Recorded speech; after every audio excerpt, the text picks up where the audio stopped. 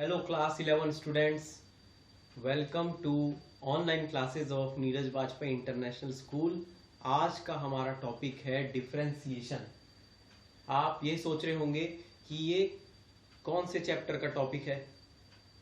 ये एक ऐसा टॉपिक मैं ले रहा हूँ आज जिसको समझने पर ही आप आगे के चैप्टर्स को समझ पाएंगे।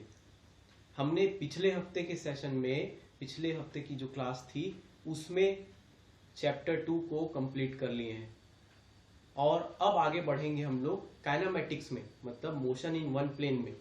मगर उसको बढ़ने से पहले, उसको करने से पहले हमको दो चीज समझनी होगी। एक है डिफरेंशिएशन, इंटीग्रेशन। और डिफरेंशिएशन और इंटीग्रेशन एक ही टर्म है, सब बोलूंगा मैं।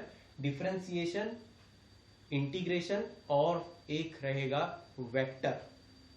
ये दो चीज, मतलब डिफरेंशिएशन, इंटीग्रेशन और वेक्टर को समझना पड़ेगा, तब जाकर हम लोग आगे बढ़ेंगे। मगर आज चालू करते हैं डिफरेंशिएशन।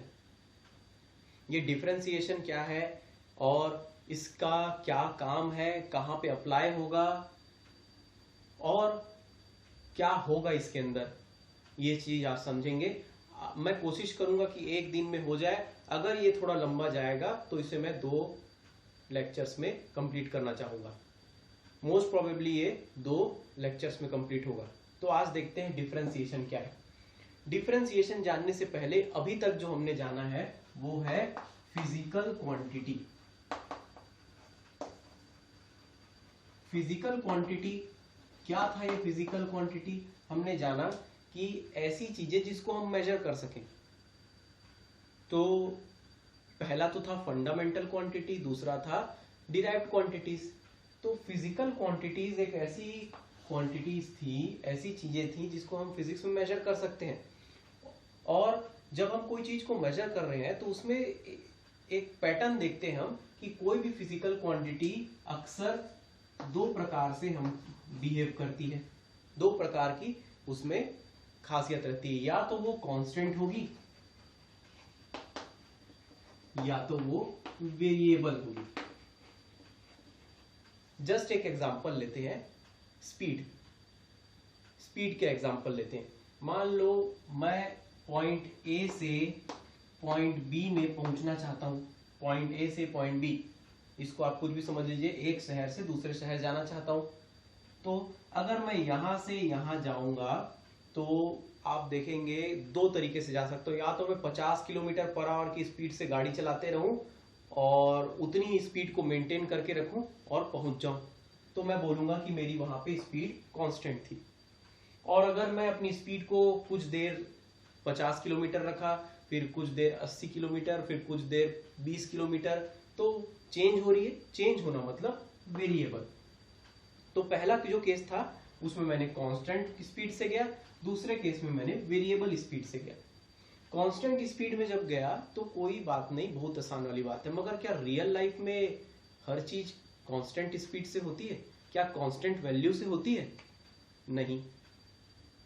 जरा गौर करना कि स्पीड हम जब रियल लाइफ में अपने असल जिंदगी में जब यहां से दूसरे शहर जाएंगे तो हम देखेंगे, हम शुरू में तो रुके हुए, फिर स्पीड बढ़ाए, फिर कहीं बीच में एक ठेला आ गया, फिर बीच में एक गाय आ गई, तो हमको स्पीड कम ज्यादा करना पड़ रहा है। वैसे ही जब हम कोई फोर्स लगाते हैं, किसी चीज पर कोई फोर्स लगा रहे हैं, तो देखते हैं हम कि उसमें भी फोर्स जो है वो कम ज्यादा हो रहा है, वेरिएबल है ना। तो कांस्टेंट जब तक है तब तक तो बात आसान हो जाएगी, मगर जब ये वेरिएबल होगा तब चेंज होगा। जब चेंज होगा तो फिर कॉम्प्लिकेशन बढ़ेंगे, और जब कॉम्प्लिकेशन बढ़ेंगे तब हमें सहारा लेना पड़ेगा डिफरेंशिएशन और इंटीग्रेशन का। तो जानते हैं सबसे पहले कि डिफरेंशिएशन असल में करता क्या है। तो डिफरेंशिएशन का असल मतलब है, डिफरेंशिएशन का असल मतलब है कि ये मेजर करता है, differentiation measures rate of change. Differentiation measures rate of change. Differentiation measure करता है रेट ऑफ चेंज। ये बात ध्यान देना। है ना। यहाँ पे दो चीजें बहुत इंपॉर्टेंट हैं, रेट और चेंज। चेंज का मतलब आप थोड़ा अभी समझ गए होंगे, वेरिएबल। ये रेट का मतलब भी समझेंगे, मगर ये चेंज को थोड़ा सा इलेबोरेट करते हैं, थोड़ा सा और अच्छे से समझते हैं। लाइक फॉर एग्जाम्पल, एक एग्जाम्पल लेता हूं मैं कि अभी मान लो एक y एक क्वांटिटी है ना, फिजिकल क्वांटिटी है, उसकी वैल्यू है अभी 4, और दूसरी बार कुछ समय बाद या फिर और एक बार उसकी वैल्यू हो जाएगी y इज इक्वल टू 6। तो y की दो वैल्यू हो गई है ना। पहली वैल्यू y1 ले लेता हूं, दूसरी वैल्यू y2 ले लेता हूं। y1 है 4, y2 है 6, दोनों फिजिकल क्वांटिटी y ही है, मगर अलग अलग वैल्यू है उसकी। तो मैं यहाँ पे जब इन दोनों की वैल्यू की चेंज को पूछूंगा, मैं आपको पूछूंगा कि इन दोनों में कितना चेंज हुआ, तो आप क्या करेंगे फाइनल माइनस इनिशियल, मतलब अभी जो है उसको पहले वाले से माइनस कर देंगे। मतलब आप क्या निकाल रहे हैं, del Y. Del Y, physics में डेल का मतलब होता है चेंज, फिजिक्स में डेल का मतलब होता है चेंज, ये समझ लो आप। ये ट्राइंगल वाला जो है ना, ये ट्राइंगल का मतलब ट्राइंगल नहीं है फिजिक्स में, इसको एक ग्रीक लेटर डेल से शो करते हैं। ये डेल ऐसे लिखते हैं, डेल वाई मतलब होता है y2 माइनस y1। तो चलो माइनस करके देखते हैं, 6 माइनस 4 इज इक्वल टू 2, यानी डेल वाई की वैल्यू हो गई 2, डेल वाई की वैल्यू हो गई 2, यानी कि change in y is equal to 2। ठीक है, ये बात समझ में आई, ये बात समझ में आई, change in y is equal to 2। अब यही चेंज के बारे में जब मैं देख रहा हूं कि ये 4 और 6 कितना बड़ा चेंज है, आप बोलोगे सर कितना बड़ा है, 2 ही का तो चेंज है।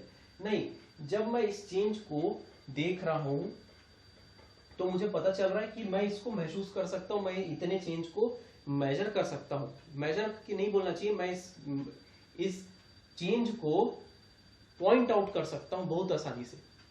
ये इतना बड़ा चेंज है क्योंकि 6 और 4 में भी बहुत बड़ा चेंज हो गया है ना, कितने सारे डेसिमल आ गए। मान लो ये चेंज को मैं बोलता हूं बिग चेंज, इसको मैं बोलता हूं ये किस प्रकार का चेंज है, बिग चेंज, ये एक प्रकार का बड़ा चेंज है ना। इसी चेंज को मैं जब छोटा बोलूंगा, इसी चेंज को मैं बहुत छोटा, लाइक फॉर एग्जांपल मैं एक y1 की वैल्यू लेता हूं अभी 0.0001, ठीक, और y2 की वैल्यू लेता हूं, y2 इज 0.000005, 1 2 3 1 2 3 4 0002 ले लेता हूं। ठीक, देखो ये अगर नंबर के टर्म्स में देखें तो ये बहुत छोटा चेंज है ना। देखो एक तो नंबर ही कितने छोटे हैं और उसमें भी इतना छोटा चेंज, इतना कम का चेंज। जब इतने कम की छोटी सी चेंज की बात कर रहा हूं मैं, किसी क्वांटिटी में इतनी छोटी चेंज की बात कर रहा हूं, तब मैं इसको डेल ना लिखकर मैं यहां पे लिखूंगा dy इज इक्वल टू क्या होगा, यहां भी ये y2 माइनस y1 होगा, y2 माइनस y1 यहां भी होगा, मतलब बाद की जो वैल्यू उसको पहले की वैल्यू से माइनस कर दिया, तो y2 माइनस y1 वो कितना होगा, यहां पे होगा ये 0.0001। ठीक, तो यहां पे मैं क्या बोलूंगा, स्मॉल चेंज। ठीक, तो इसको मैं dy से शो कर रहा हूं। ये d का मतलब, ये समझना, ये d का मतलब एक ऑपरेशन है, जैसे साइन x होता है ना, तो साइन ऑफ x तो d ऑफ y है ना। ये d का मतलब ये नहीं कि d अल्फाबेट है, ये d डेरिवेटिव है। ठीक, ये d डेरिवेटिव है, तो dy भी एक प्रकार का चेंज है। किस प्रकार का चेंज, स्मॉल चेंज। और डेल y क्या है, एक प्रकार का चेंज है, वो बड़ा चेंज है। क्या ये समझ में आया, अभी समझ में आया। अभी तक हमने क्या समझा, फिजिकल क्वांटिटी कांस्टेंट भी होती है और वेरिएबल भी होती है, मतलब एक जैसी भी रहती है और उसकी वैल्यू ऊपर नीचे भी होते रहती है। जब ऊपर नीचे होगी तभी हमारा ये डिफरेंशिएशन का काम चालू होगा, है ना। क्योंकि अक्सर हमने देखा है अपनी जिंदगी में, अपने रियल लाइफ में, कि कोई भी फिजिकल क्वांटिटी की वैल्यू एक जैसी नहीं रहेगी। हम लोग आज तक क्या पढ़े कि मैं यहाँ से दूसरे शहर में गया 50 किलोमीटर पर आवर की स्पीड में, 50 किलोमीटर पर आवर की स्पीड में गया था क्या, नहीं, कई बार तो ब्रेक लगाया, कभी ये किया वो किया, इसका मतलब वेरिएबल था। तो वेरिएबल कहानी चालू हुई, तो डिफरेंशिएशन के बारे में सोचे हमने कि वो होता है rate of change. Rate of change के वो अभी रुक जाओ, समझाऊंगा फिर से। अभी चेंज के बारे में समझते हैं। चेंज भी दो प्रकार का हो सकता है, एक होगा बड़ा चेंज, एक होगा छोटा चेंज। बड़ा चेंज होगा तो डेल से शो कर लेंगे, ठीक, और छोटा चेंज होगा तो डी से शो करेंगे, D of Y, D Y बोलेंगे, है ना। तो ये डी वाई, इसका मतलब हम लोग पहुंच रहे हैं डिफरेंशिएशन की तरफ। देखते हैं डिफरेंशिएशन की तरफ क्या होगा।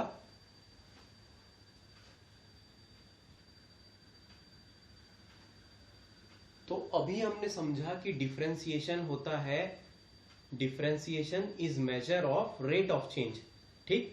मतलब डिफरेंशिएशन क्या चीज को नापता है, रेट ऑफ चेंज को। तो रेट ऑफ चेंज क्या है, इसका कॉन्सेप्ट समझते हैं। Rate of change, rate of change का मतलब होता है कि एक क्वांटिटी दूसरे क्वांटिटी के रिस्पेक्ट में कितना चेंज हो रही है। लाइक क्या लिख सकता हूं मैं, इट मीन्स दैट मैं यहां में लिख सकता हूं, मैं इसको बोलूंगा कि चेंज इन वन क्वांटिटी, ये क्वांटिटी मतलब फिजिकल क्वांटिटी है ना, बार बार बड़ा नहीं लिखूंगा मैं। Change in one quantity with respect to another quantity.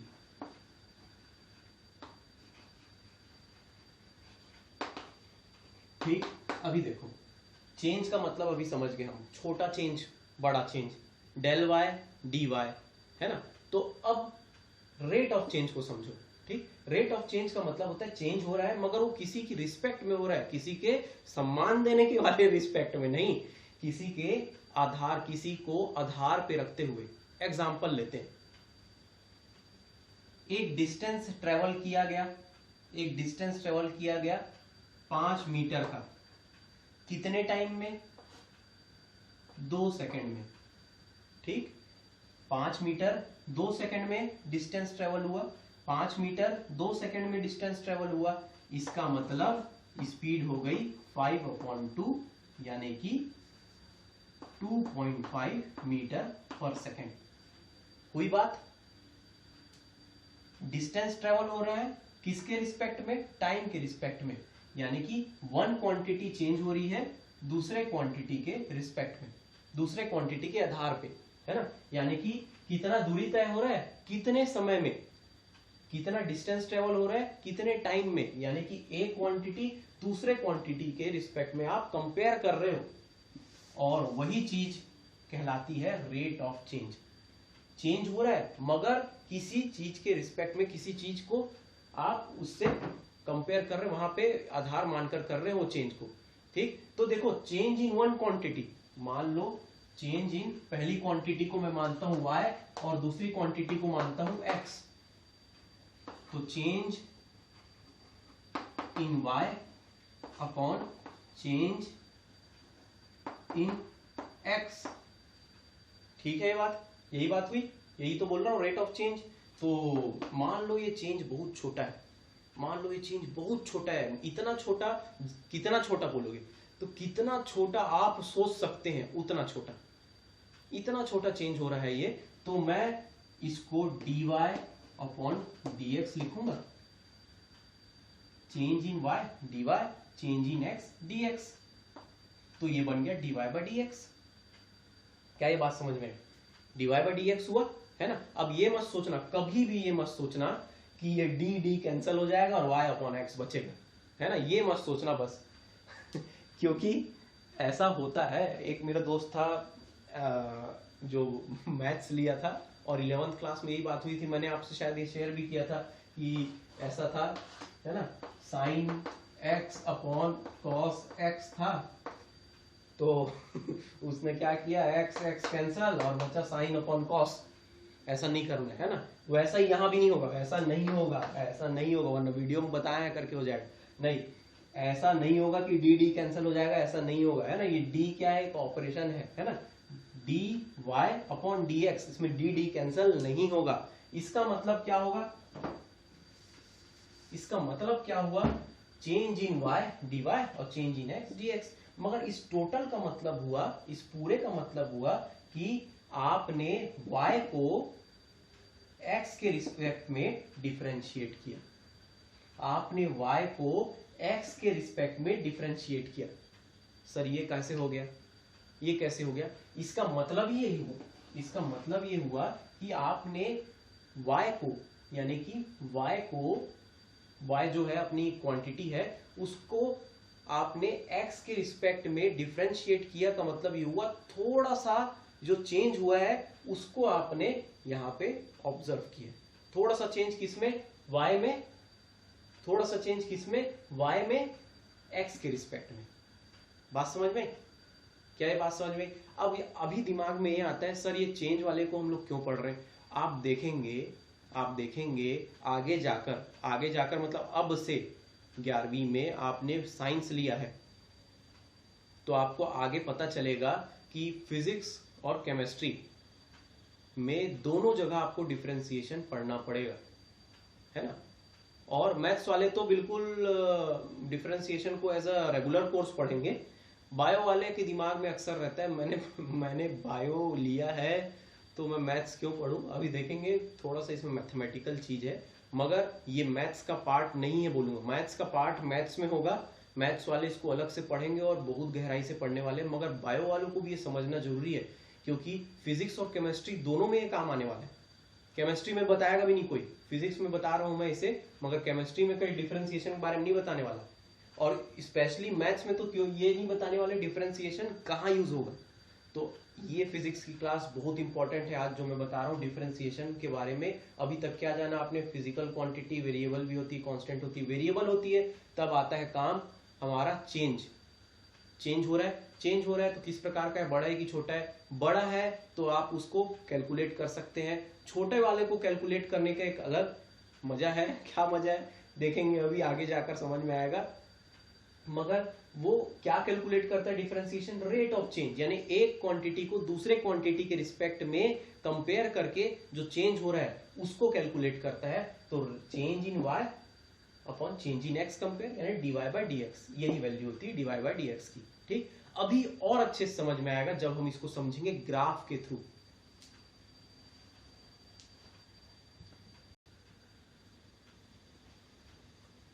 तो चलो आगे बढ़ते हैं और इसी चीज को समझते हैं बहुत अच्छे से ग्राफ के थ्रू। ग्राफ हमारे लिए सिर्फ चीजों को कठिन बनाने के लिए नहीं होता, क्योंकि हम लोग अक्सर देखते हैं, जो हम लोग हमारे दिमाग में यही बसा के रखे रहते हैं कि ग्राफ का मतलब चीजें और कठिन हो गई। एक्चुअली वो चीजों को और सरल बनाता है। कैसे? देखो, y is function of x। आधे लोग का तो विकेट यहीं गिर जाता है। कैसे?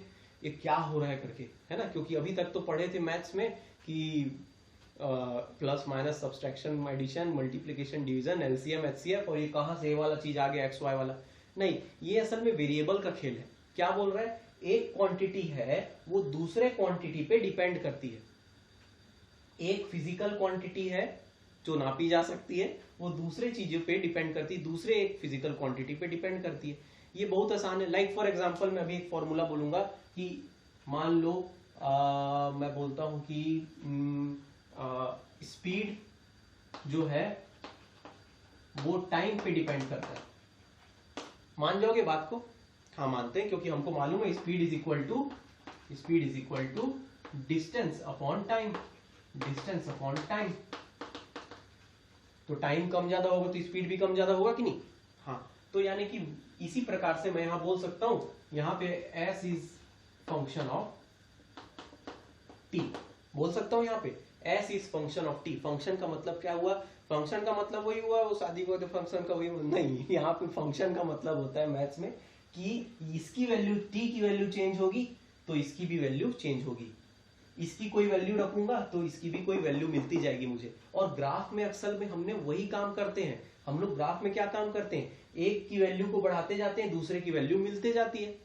करते थे कि नहीं? याद नहीं आ रहा? शुरू से बनाते थे ग्राफ। तो चलो एक ग्राफ मान लो मेरे को, हम लोग x की वैल्यू, मेरे पास पहली वैल्यू मिली मुझे यहाँ पे, ये 1 2 3 4 5 6 ऐसे है। तो मुझे यहाँ पे एक डॉट बनाऊंगा तो y की वैल्यू भी मुझे मिलती जाएगी। यहाँ पे x y मिलते जाएगा, यहाँ भी x y मिलते जाएगा, है नहीं? तो इस प्रकार से मुझे x y मिलते जाएगा। स्पीड की वैल्यू मिलती जाएगी तो मुझे डिस्टेंस और टाइम की वैल्यू भी मिलती जाएगी, है कि नहीं? उसी प्रकार से मैं ये नहीं बताना चाह रहा हूं, मैं बताना चाह रहा हूं कि y is function of x, मतलब y डिपेंड करता है x पे। तो y जब डिपेंड करता है x पे, और अगर उन दोनों के बीच का ग्राफ कुछ ऐसा बने, कैसा बने, एकदम सीधी लकीर, स्ट्रेट लाइन, अगर स्ट्रेट लाइन बने तो आप देखकर बोल देंगे कि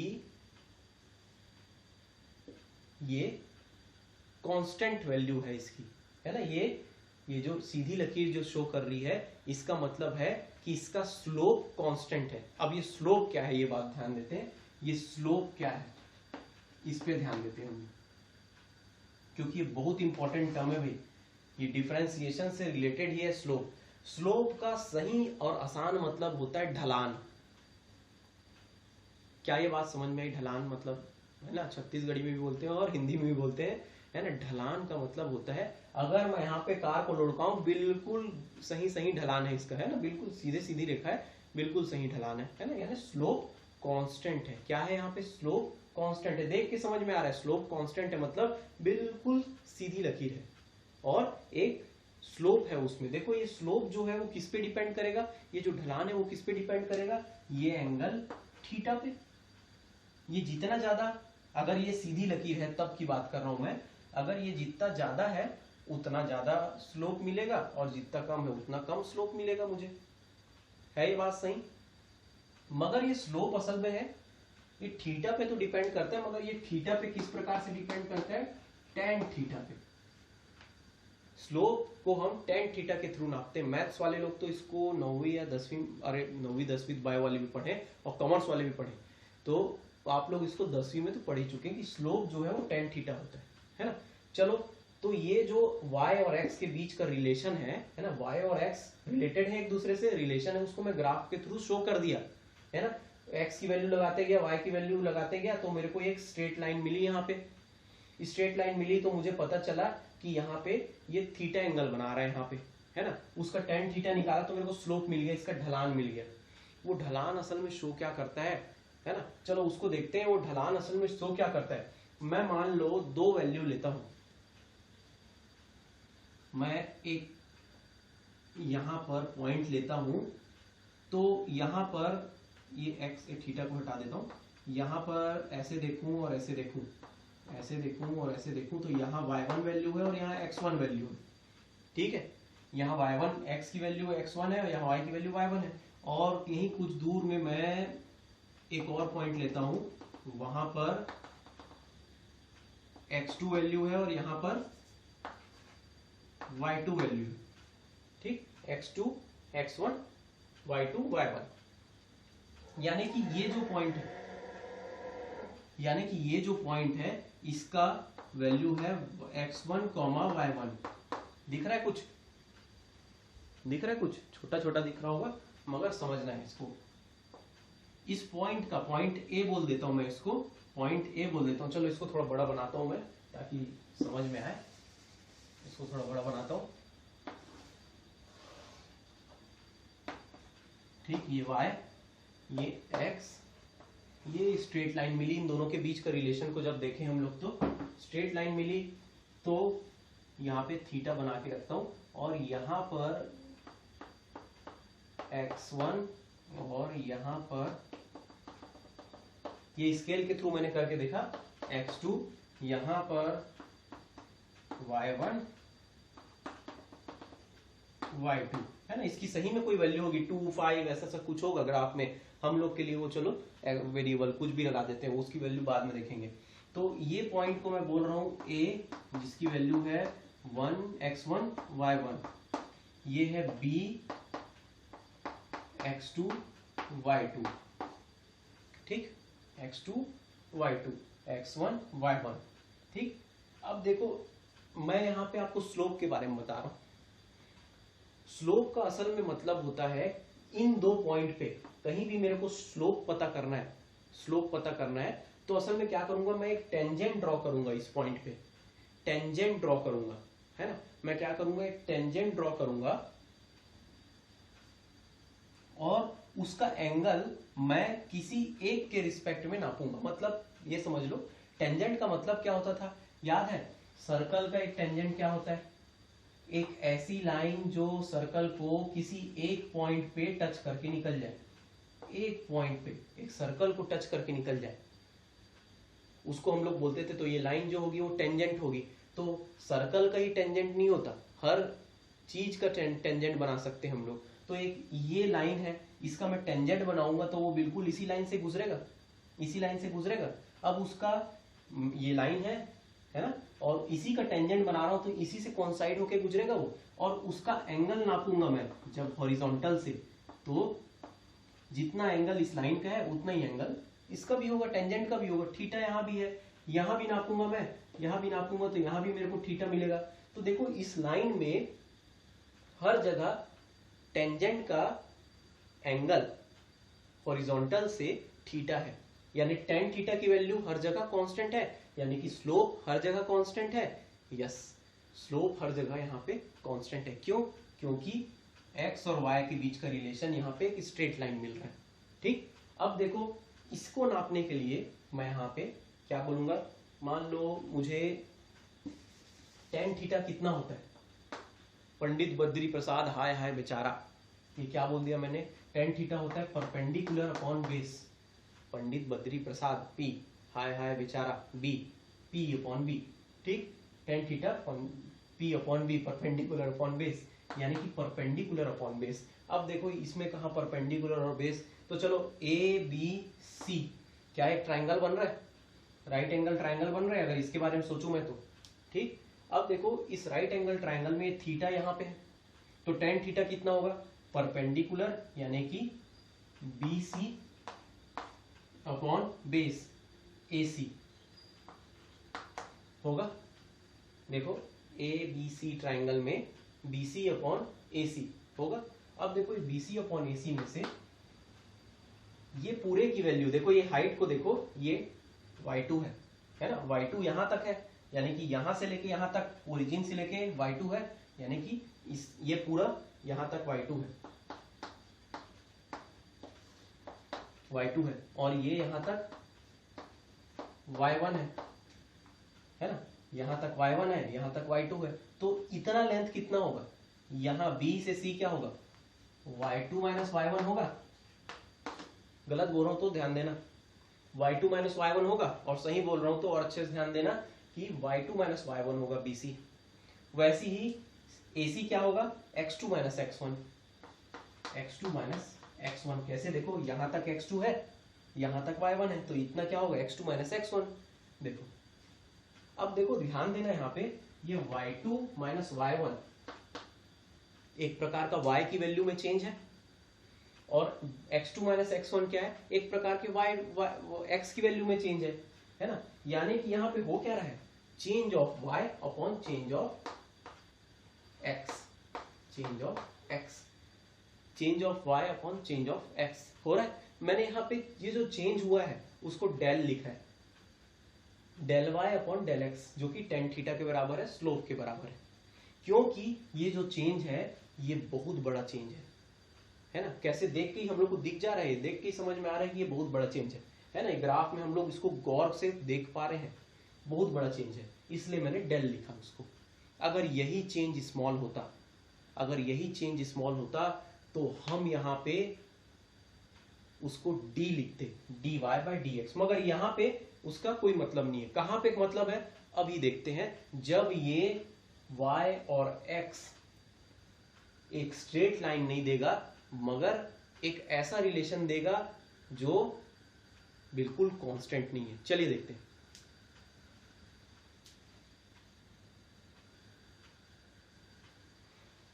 तो अब फिर पहुंचते हैं y is function of x। फिर वही बात कि y जो है वो x पे डिपेंड कर रहा है, x की वैल्यू और y की वैल्यू रखूं तो मुझे ग्राफ मिल रहा है, ये है वो ग्राफ।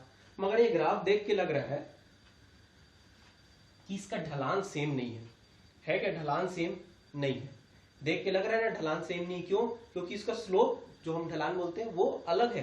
देखो यहाँ पे ज्यादा ढलान है, यहाँ ज्यादा, फिर धीरे से कम हो जा रहा है, स्लोप कम हो जा रहा है। मतलब यहाँ पे x और y की वैल्यू जो चेंज हो रही है, इसका जो रिलेशन है वो कांस्टेंट नहीं है, वेरिएबल है बात ये समझ में आई? इसका मतलब यहाँ पे स्लोप कांस्टेंट नहीं है। कैसे? चलो देखते हैं एक बार। हमने क्या बात बोला? स्लोप असल में क्या होता है? स्लोप क्या बताता है? टेंजेंट के एंगल को बताता है। तो चलो यहाँ पे इस पॉइंट पे मैं इस पॉइंट पे एक टेंजेंट ड्रॉ करता हूँ, ठीक? तो वो टेंजेंट कुछ मैं ऐसा होगा, देखो यहीं पे टच कर रहा है आर्क को, है ना? दिख रहा है? सही दिख रहा है? सही दिख रहा है? हाँ, देखो ये एक प्रकार का आर्क हुआ, हाँ? तो ये इस पॉइंट पे ये टेंजेंट टच कर रहा है और नीचे ड्रॉप किया उसको हॉरिजॉन्टल में, और जितना एंगल बना रहा होगा वो होगा थीटा, मान लो थीटा, ठीक? तो थीटा एंगल बना रहा है पॉइंट ए पे थीटा एंगल बना रहा है ये, ठीक? अब एक पॉइंट लेता हूं मैं यहां पर, ठीक? और वहां पे टेंजेंट ड्रॉ करता हूं यूं, ये टेंजेंट ड्रॉ किया मैंने, है ना? एक लाइन जो इस आर्क को सिर्फ एक पॉइंट पे टच करे, तो वो पॉइंट है बी मान लो, और वहां पे मैं एंगल निकाल रहा हूं, तो यहाँ पे थीटा 1 था मान लो, तो यहाँ पे थीटा 2। देखो एंगल की वैल्यू अलग अलग हो रही है, यानी हर पॉइंट पे मेरे को स्लोप की अलग वैल्यू मिलेगी, सॉरी थीटा की अलग वैल्यू मिलेगी हर पॉइंट पे मेरे को थीटा की वैल्यू अलग अलग मिलेगी, यानी कि टेन थीटा की वैल्यू भी मेरे को अलग अलग मिलेगी। टेन थीटा की वैल्यू चेंज होगी, टेन थीटा की वैल्यू चेंज होगी, और मैंने बोला था कि टेन थीटा असल में क्या होता है? स्लोप होता है। इसके ढलान को हम लोग टेन थीटा के थ्रू नाप सकते हैं। क्यों? क्योंकि वो टेंजेंट के थ्रू बन रहा है, टेंजेंट के थ्रू ही बन रहा है। देखो हर पॉइंट पे ढलान चेंज हो रहा है, क्यों? क्योंकि थीटा चेंज हो रहा है, थीटा टेन थीटा चेंज हो रहा है, स्लोप चेंज हो रहा है। तो इसका मतलब कि यहाँ पर हर जगह स्लोप अलग अलग मिलेगा।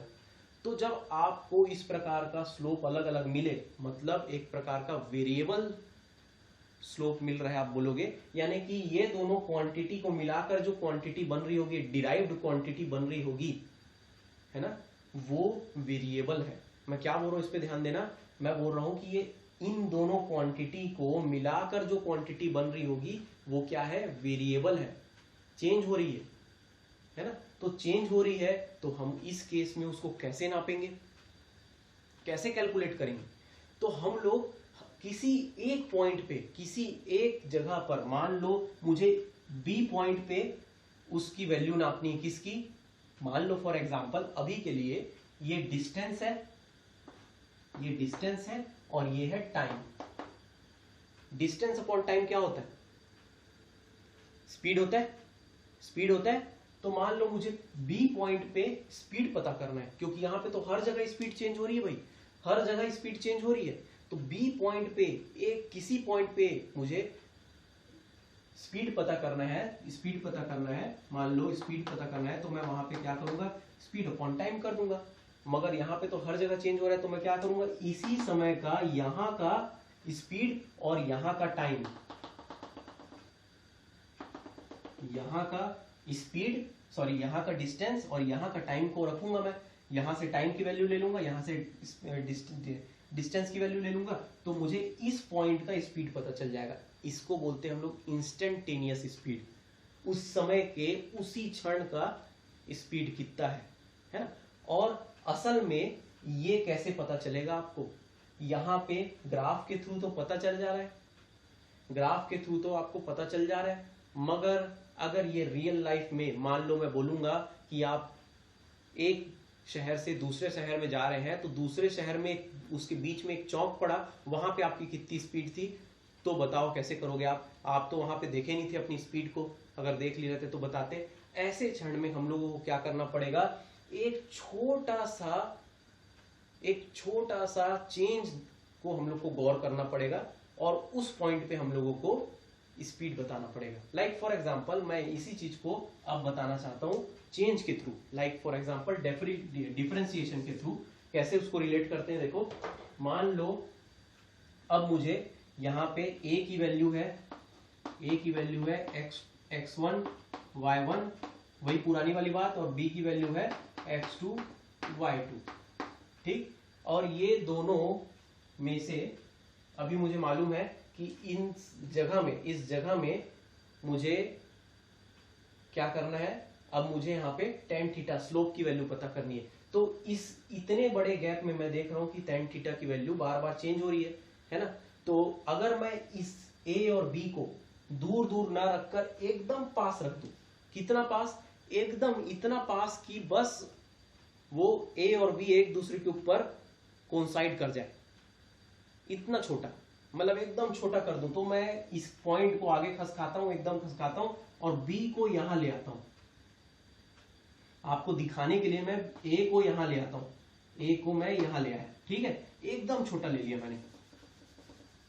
मैंने एकदम छोटा। अब यहाँ पे एक छोटा सा ट्राइंगल बनेगा क्या, एक छोटा सा ट्राइंगल बनेगा, है ना। इसी छोटा सा ट्राइंगल को मैं बड़ा करके यहाँ दिखाता हूँ, वो कुछ ऐसा दिखेगा, बड़ा करके दिखा रहा हूँ ना, उसको बड़ा करके दिखा रहा हूँ। तो ये ए है, ये बी है और ये सी, ये ड्रॉप जो हुआ है यहाँ पे सी, ठीक। ये ए सी की वैल्यू क्या होगी, ए सी की वैल्यू होगी x2 माइनस x1 और ये होगा y2 माइनस y1, ठीक, ये दोनों होगी। और ये एंगल जो बन रहा होगा इस जगह, उसको मैं अब थीटा बोल सकता हूं। क्यों, अब मैं थीटा क्यों बोल सकता हूं, क्योंकि यहाँ पे तो मान लो यहाँ पे वो एंगल बना रहा था, मान लो θ1, है ना, यहाँ पे θ1 बना रहा था, देखो ये θ1 बन रहा था ना, है ना। और यहाँ पे एंगल बना रहा था वो, ये सॉरी यहाँ पे बना रहा था वो θ2, देखो θ2 बना रहा था ना, ये इसी के बराबर होगा जी, ये इसके बराबर होगा, हॉरिजॉन्टल से उतना ही तो बन रहा है, हाँ। तो θ1 θ2 अलग था, मगर मैं जब उसको एकदम पास ले आया, ए और बी को एकदम पास ले आया, तो वो जो छोटे डिस्टेंस में जो एंगल का जो चेंज हो रहा है वो नेग्लिजिबल है, मतलब मैं उसको थीटा मान सकता हूँ, दोनों को बराबर मान सकता हूँ, तो वो थीटा हो गया, ठीक। अब ये ट्राइंगल को मैं एक कांस्टेंट ट्राइंगल मान सकता हूँ, हाँ, मतलब ये स्ट्रेट लाइन मान सकता हूँ, ए बी को मैं स्ट्रेट लाइन मान सकता हूँ, क्योंकि यहाँ पे ए बी जो था वो एक आर्क था, इसलिए मैं ट्राइंगल वाला रूल नहीं लगा सकता था, मगर यहाँ पे उसको छोटा बना दिया मैंने, तो ये एक ट्राइंगल, छोटा ट्राइंगल बना है, मगर अब उसमें मैं लगा सकता हूँ कौन सा रूल, ये वाला रूल। तो अब इसके हिसाब से ए बी सी ट्राइंगल में परपेंडिकुलर अपॉन बेस कर सकता हूँ मैं, वो होगा बी सी अपॉन ए सी होगा, ये बात समझ में आ रही। अब इसी चीज को मैं क्या लिखूंगा, इसी चीज को इधर लिख रहा हूँ, y2 माइनस y1 हो जाएगा, y2 minus y1 upon x2 minus x1, वही पुरानी बात, bc देखो क्या है, y2 माइनस y1, ये बात समझ में आई, y2 माइनस y1 और ये x2 माइनस x1, ये बात समझ में आई। अब देखो ये जो y है वो चेंज ऑफ y है, वैल्यू की y की वैल्यू में चेंज, मगर कैसा चेंज, बहुत छोटा चेंज, कैसा चेंज, बहुत छोटा चेंज। तो बहुत छोटा चेंज के लिए कौन सा साइन मैंने बताया था, d, तो dy और dx, छोटा सा x में चेंज, y में छोटा सा चेंज dy, x में छोटा सा चेंज dx, सही है ये। तो देखो अब tan थीटा की वैल्यू क्या आ रही है, अब स्लोप की वैल्यू क्या आ रही है, dy बाई dx, और यही है हमारा डिफरेंशिएशन। यानी कि इसका मतलब ये हुआ कि हम लोग असल में क्या नापते हैं, यहाँ पे स्लोप नाप रहे, ढलान नाप रहे। और ढलान का मतलब ये नहीं कि वहां कोई गाड़ी चलेगी और ढुलते जाएगा, ढलान का मतलब, स्लोप का मतलब होता है मैथमेटिकल टर्म में कि एक चीज दूसरे के रिस्पेक्ट में कितना चेंज हो रही है, मगर वो जो चेंज है वो बहुत छोटे वाली चेंज की बात कर रहे हैं हम लोग, एक इंस्टेंटेनियस, उस पॉइंट पे, जब मैं अभी बात बताया था ना, इस पॉइंट पे मेरे को वैल्यू निकालना है, तो देखो इतना पास पास ले आऊं इन दोनों पॉइंट को, तो मेरे को वहां जो वैल्यू मिलेगी वो इन दोनों x और y के रिलेशन की जो वैल्यू मिलेगी, यानी डिस्टेंस अपॉन टाइम वाली वैल्यू जो मिलेगी, वो कैसी वैल्यू मिलेगी, उस पॉइंट पे मिलेगी। देखो एक पॉइंट पे निकाल सकता हूँ, इतना पास है, मैं तो दिखाने के लिए ए और बी को दूर रखा हूँ, असल में बहुत पास है, एकदम छोटा, इन्फाइनाइटली स्मॉल, सही शब्दों में बोलूं तो इतना छोटा एक मैं पार्ट ले लूं उसका, तो उस समय मुझे dy बाई dx मिलेगा। यानी कि मैं y को डिफरेंशिएट करूं x के रिस्पेक्ट में, तो मुझे वहां का स्लोप मिल जाएगा, यानी कि वहां का change with respect to each other मिल जाएगा। और इसका हेल्प लेकर हम लोग बहुत बड़ा फिजिक्स को सॉल्व करते हैं। मतलब ये एक ऐसी गहराई है डिफरेंशिएशन और इंटीग्रेशन, है ना, जिसमें से डिफरेंशिएशन आप आज पढ़ रहे हैं, उसका मतलब है कि आप बड़ी सी चीज को पढ़ने जा रहे हैं, बहुत सी बड़ी चीज, बहुत सी एक टर्म को पढ़ने जा रहे हैं, मान लो एक फिजिकल क्वांटिटी को पढ़ने जा रहे हैं जो वेरिएबल है, बार बार चेंज हो रही है यहाँ वहां, तो वो जो चेंज है उसके छोटे से चीज को पढ़ लो तो आप समझ जाओगे कि एक पॉइंट पे उसकी वैल्यू कितनी है। ये आपको थोड़ा समझने में समय लग सकता है। इस वीडियो को फिर से देखना, मगर समझना जरूर। और मान लो अभी कुछ लगे कि सर ये मेरे पल्ले नहीं पड़ रहा है, मैंने इसीलिए बायो लिया था कि मैं ये सब चीज़ ना पढ़ूं, तो नहीं, ये पढ़ना बहुत जरूरी है। बायो में भी जरूरी होगा क्योंकि केमिस्ट्री और फिजिक्स भी है साथ में। अब देखो, ये तो समझ गए हम dy by D x slope के बराबर होता है। तो अब समझते हैं हम लोग कि इसका फॉर्मूला क्या क्या है।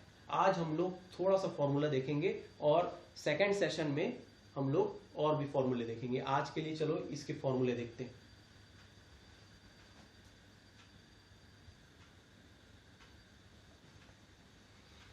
तो चलो अब देखते हैं डिफरेंशिएशन फॉर्मूला। डिफरेंशिएशन फॉर्मूला, ठीक। ये डिफरेंशिएशन फॉर्मूला कैसे बना, दिमाग में आएगा आप लोगों के कि सर ये कैसे बना। तो इस पार्ट को आप लोग मैथ्स में पढ़ोगे, बायो वाले बोलेंगे सर हम लोग कैसे पढ़ेंगे, तो आप लोग इस चीज को याद कर लो, क्योंकि मैथ्स वाले भी आखिरी में जाकर इसको याद करने वाले हैं ना। मैं ये बता रहा हूँ आपको, मैथ्स वाले भी इसको समझेंगे, देखेंगे, एक बड़ा सा डेरिवेशन होगा ये कैसे हुआ, और आखिरी में जाके उसको रट लेंगे उन लोग, है ना। मगर धीरे धीरे आपको समझ में आएगा कि ये जो है आखिरी में जाकर याद रखना है, इतना कठिन नहीं है। तो चलो देखते हैं। मान लो y is equal to constant है।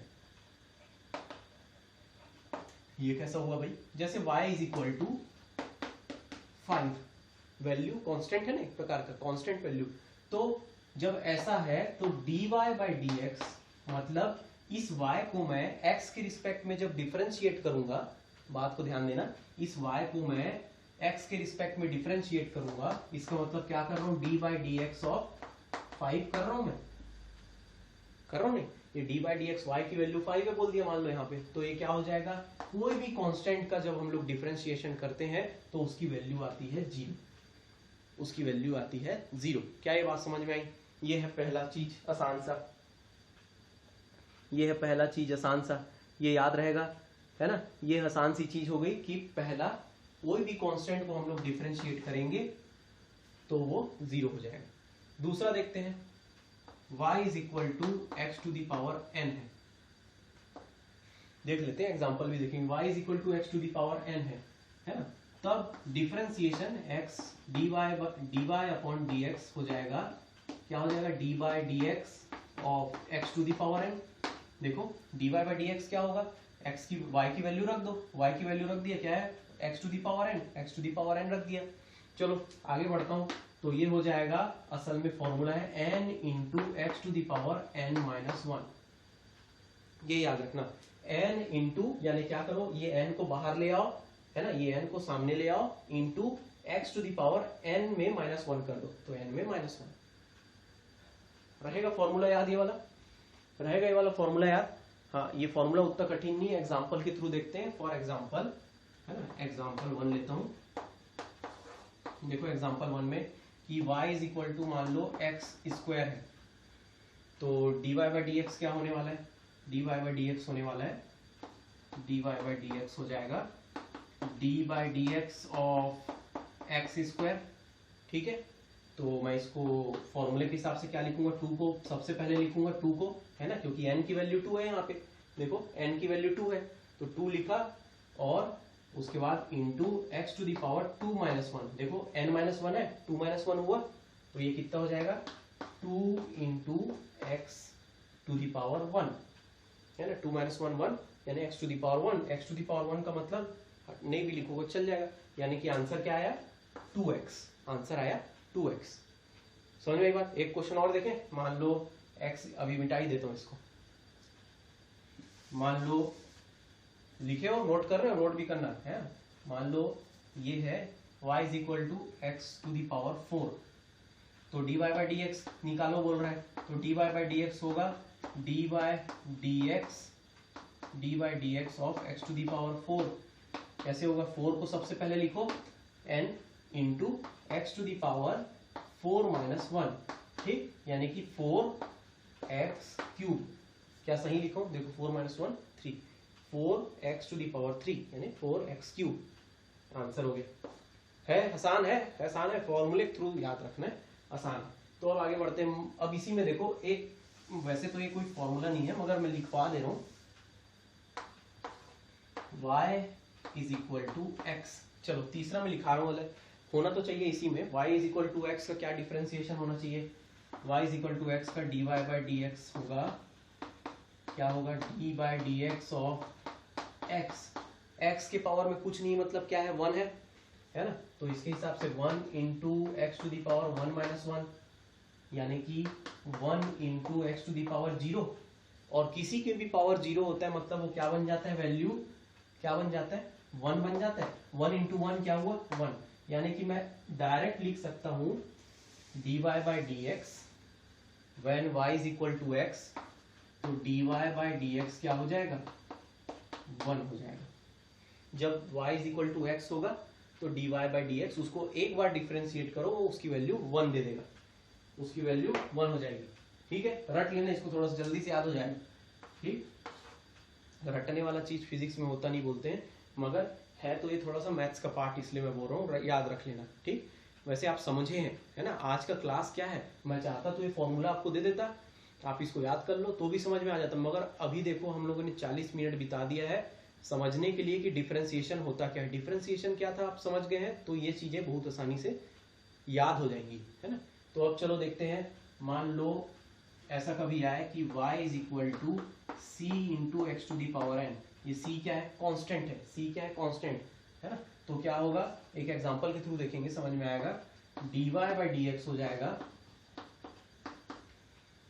d by D x of c into x to the power n है ना? y की वैल्यू रख दिया मैंने, तो ये c बाहर आ जाएगा, बचेगा dy by D x, sorry d x to the power n बचेगा, मतलब क्या होगा?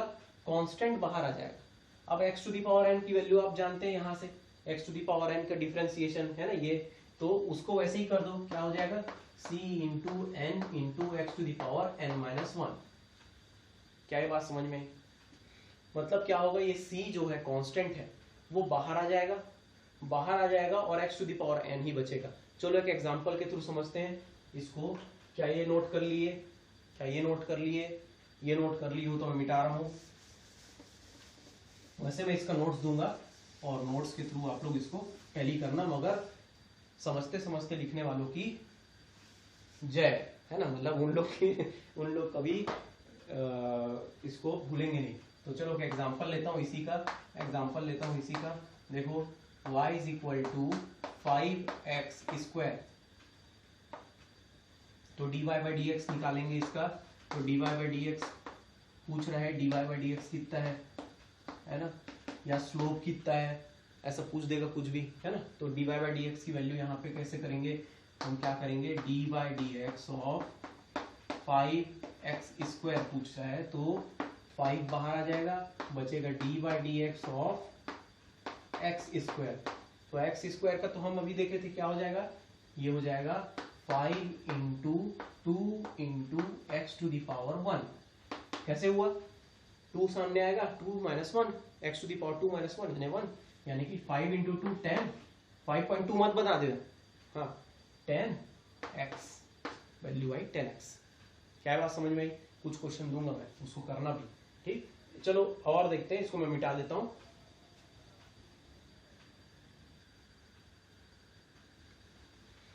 चलो थोड़ा कठिन वाला देखते हैं अब। y is equal to e to the power x, ये क्या है? e to the power exponent है ना? e to the power exponent वाला है ना, e to the power x। तो इसका डिफरेंशिएशन होता है dy बाई डी एक्स। क्या होगा फिर ऐसे केस में? y की वैल्यू मतलब e to the power x है, तो dy by D x, y की वैल्यू आप रख दो, d by D x of e to the power x, क्या होगा? e to the power x ही होगा, उतना ही होगा। ठीक, ये आसान है, कठिन बोल रहे थे और आसान हुआ। कठिन इसलिए क्योंकि e to the power x देख के ही आधे लोग बिल्कुल उसी समय हार मान लेते हैं, हिट विकेट हो जाते हैं।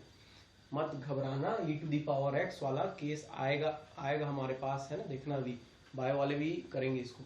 ठीक, छठवां ट्राई करते हैं। देखो एक बार y is equal to minus आया है, यहाँ पे मान लो y is equal to log of x आ रहा है। लॉग के बारे में आप ज्यादा पढ़े नहीं होंगे, मगर जानते होंगे, है ना? लॉगरिथम, है ना? लॉग क्या होता है करके। तो मान लो y लॉग ऑफ x पे डिपेंड करता है, तो ऐसे में डिफरेंशिएट करने पे क्या मिलेगा? तो वो मिलेगा dy dx of log of x मिलेगा आपको 1/x, ये मिलेगा आपको 1/x, यानी कि इस y is equal to log of x है, डिफरेंशिएट करोगे तो 1/x आएगा, आपका फॉर्मूला बन गया। याद रखना इसको, आसान है।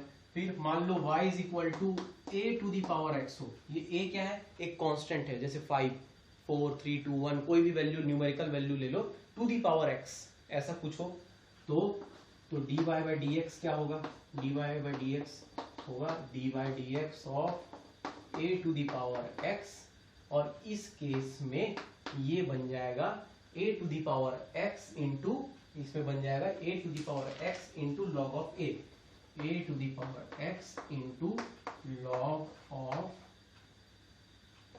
a, यानी कि a to the power x को पहले लिख दो इंटू लॉग ऑफ a। अब इसका लॉग निकालो, किसका, a का। एक एग्जांपल देखें, एग्जांपल देखते हैं इसका, एक एग्जांपल देखते हैं। y is equal to 9 to the power x है, 9 टू दी पावर x, तो बोल रहा है कि स्लोप निकालो, यानी dy बाई dx निकालो, है ना। देखो y डिपेंड कर रहा है x की वैल्यू पे, मगर कैसे कि उसके पावर पे बना है, वो पावर पे चढ़ा हुआ है, x की वैल्यू रखते जाओ y की वैल्यू मिलती जाएगी, एक ग्राफ बन जाएगा इसका भी, है ना। मगर अब उसका स्लोप निकालने बोल रहे हैं dy बाई dx, आपको मैं उसका एप्लीकेशन बता रहा हूँ। तो dy बाई dx क्या होगा, dy बाई dx हो जाएगा d by dx of 9x 9 to the power x, sorry, तो 9 टू दी पावर x क्या होगा, पहले तो 9 टू दी पावर x लिख दो इंटू लॉग ऑफ 9, तो लॉग ऑफ 9 की वैल्यू लॉगरिथम टेबल से हमको मिल जाएगी, उसमें 9 टू दी पावर x को इंटू कर देना, वो वैल्यू मिल जाएगी। ये हो गया हमारा आंसर उसका, है नहीं आसान, ऐसे ही आसान आसान वाला है इसमें, है ना। अब देखो यहाँ पे ये y is equal to e to the power x, तो 9 टू दी पावर x तो e to the power x, वैसे ही कुछ होगा, वैसे ही तो लग रहा है सर। तो हाँ वो भी वैसे ही है, देखो e to the power x को बाहर लाता है और log ऑफ e बाहर रह जाता है इसके, और log ऑफ e की वैल्यू कितनी होती है 1, इसलिए सिर्फ log ऑफ 1 हट गया और e to the power x बचा। बिल्कुल ऐसे ही से बना हुआ है वैसे, मगर अलग से फॉर्मूला बना के उसको याद रखना, ठीक। अब देखते हैं कुछ ट्रिग्नोमेट्रिकल टर्म जो x पे डिपेंडेंट है, क्या बोल रहा हूं मैं, है ना। अभी देखते हैं क्या हो रहा है, देखते हैं मिटा के। तो चलो अब देखते हैं कि मान लो y is equal to sine of x हो। आप बोले सर साइन थीटा होता है, x कैसे हो गया, अरे थीटा भी तो वैल्यू थी, थीटा भी तो एंगल की वैल्यू थी, मान लो ये x की वैल्यू भी थीटा है ना, नंबर की तो ये होगा 30 है 40 45 है कुछ भी हो, तो ऐसा होगा। तो dy बाई dx क्या होगा, dy बाई dx क्या होगा, तब ऐसे में होगा dy बाई dx मतलब d by dx of sine x, जो कि वैल्यू याद रख लेना होता है cos x के बराबर, याद रखना, है ना। y is equal to sine x है तो dy by dx cos x के बराबर होगा, ठीक है, याद रखने लायक चीज है। हाँ अब अगला देखो, मान नंबर भूल गया भाई, नंबर मेरे को गलत हो रहा होगा तो माफ करना। y is equal to cos x हो मान लो, तो dy बाई dx क्या होगा, dy बाई dx होगा इस केस में माइनस साइन x, फिर से नहीं लिख रहा हूं मैं ऐसे dy by dx of cos x, मगर ये माइनस साइन x के बराबर होगा, है ना। देखो ध्यान रखना ये माइनस साइन x और यहाँ पे सिर्फ cos x, ठीक। हाँ अब मान लो इसी में tan हो तो क्या होगा, यानी कि y is equal to 10x, तो dy बाई dx होगा, dy बाई dx होगा माइनस ऑफ सॉरी माइनस नहीं लगाना था, सॉरी sec स्क्वायर x, है ना, यानी sec x का स्क्वायर, ठीक, याद रहेगा, ठीक। वैसे ही फिर देखते हैं y इज इक्वल टू जब कोसेक x होगा, y इज इक्वल टू जब कोसेक x होगा, जब y is equal to cosec x होगा, तो dy बाई dx इसको हम डिफरेंशिएट करेंगे तो इसकी वैल्यू बन जाएगी minus of cosec x into cot x। क्या याद रहेगा, याद नहीं रहेगा तो भी याद करना, है ना। ये हो जाएगा minus of cosec x into cot x. और वैसी ही मान लो y is equal to sec x है, ऐसा है तो dy बाई डी एक्स हो जाएगा, है ना। जब डिफरेंशिएट करेंगे तो वो बन जाएगा हमारा, वो बन जाएगा sec x into tan x, sec x into tan x, ठीक। और आखिरी वाले को मैं यहां लिखता हूं, आखिरी वाले को यहां लिखता हूं। क्या समझ में आ रहा है, दिख रहा है, छोटा तो नहीं हो गया? हाँ ठीक। और आखिरी जो 13th है उसको मैं लिखता हूं यहाँ पे, जो हो जाएगा cot x y is equal to cot x। तो dy बाय dx मैं लिखूंगा, dy बाय dx को मैं लिखूंगा, dy बाय dx को लिखूंगा minus of cosec square x, ठीक। ये हुए कुछ बेसिक फॉर्मूलास, कुछ बोला हूं मैंने, और भी बढ़ा बना सकता हूं मगर इतने बेसिक है भाई, इसी से मिलजुल कर बाकी और बनेंगे, ठीक। 13 हुए, मैंने 13 टोटल बनाया है। ये 13 को मैं नोट्स में भी दूंगा, इसको आप लोग याद रखना। आज का लेक्चर को मैं यही रोकता हूं, क्योंकि आज में हमने समझा कि डिफरेंशिएशन क्या होता है ना। एक बार रिवाइज करते हैं। फिजिकल क्वांटिटी वेरिएबल कांस्टेंट भी होती है, कांस्टेंट हो तो चलने देना, वेरिएबल हो तब जाती है बनती है प्रॉब्लम, और वेरिएबल हो तब के लिए हम लोग फिर देखते हैं कि किसी जगह में हमको कोई डिराइव्ड क्वांटिटी निकालना है जो एक्स वाई पे डिपेंड कर रही हो, तो हमें इंस्टेंटेनियस उस पॉइंट पर स्लोप पता करना पड़ेगा। स्लोप पता करने के लिए हमने देखा कि डिफरेंशिएशन बहुत काम का चीज है। छोटा सा इन्फिनेटली स्मॉल एलिमेंट ले लो तो वो स्लोप दे देगा हमको, और हमने उससे रिलेटेड फॉर्मूले भी देखे, है ना। मैं इससे रिलेटेड कुछ क्वेश्चन डालूंगा असाइनमेंट में, और उस असाइनमेंट को आप लोग करके देखना। अगर कर लोगे तो अपने मैसेज में लिखना असाइनमेंट डन, व्हाट्सएप में जो मैसेज डालते हैं उसमें लिखना असाइनमेंट डन, है ना। तो मुझे समझ भी आएगा कि आप लोग असाइनमेंट को कर रहे हैं। असाइनमेंट करोगे तो उसका फायदा मिलेगा। ये जो चीज डिफरेंशिएशन है, इसको समझ लो कि ये फिजिक्स में ये समझ गए तो केमिस्ट्री और फिजिक्स दोनों अच्छे से समझ में आने वाला है। नहीं तो मैंने बहुत सारे स्टूडेंट्स देखे हैं जो 12th पास करने के बाद, ड्रॉप लेने के बाद इस सब चीज को समझने आते हैं, और उस समय उनके लिए लेट हो गया रहता है। तो अभी समझ लो, बहुत अच्छे से समझ में आएगा। आज के लिए इतना ही। Have a nice day.